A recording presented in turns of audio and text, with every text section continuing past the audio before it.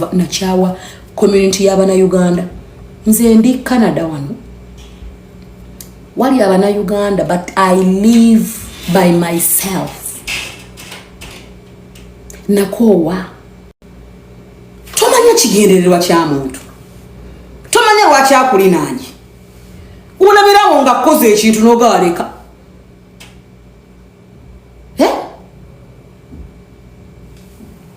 otugambye ne kwoyo who said mbuwa muloga byonna emboozi yonna ogenda kugiraba ani gwe naloga eyefula mbu namuloga mbu nali ngenda mutira omwana munyolo binyiza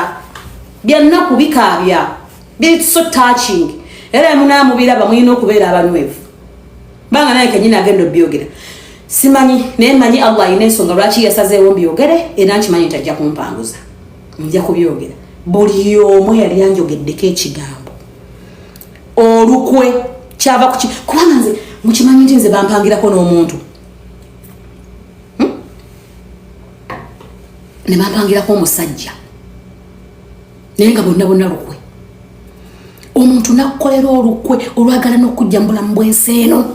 olina kupangira omusajja ajja kusiiga obulwadde can imagine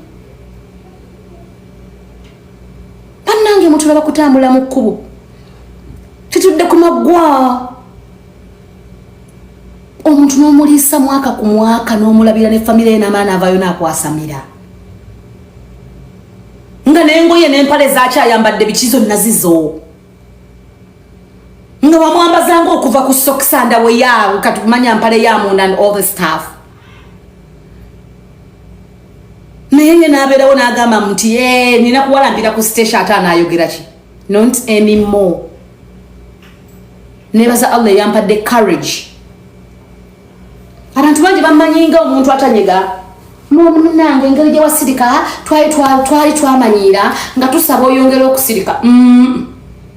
sikyasirika mukwano gwera buli avayo govaayo njasamire mu kamera nze ngenda kusaka siriso emboozi sigenda gibuuka makyo nti ono anavudde kuba bagenda kujja buli omu ajja kwasama nti ono avudde yanjasamidde kamubuukire nedda nze emboozi ngenda gisenka kati gojja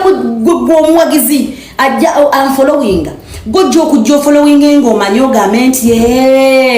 ono yali gundi mujjukira yajja wano mawuli n'atugamba bwati yajja mu kamera n'atugamba bwati presenter yamuliko n'abeera nga ajubisa bwati buli ajubisa buli omu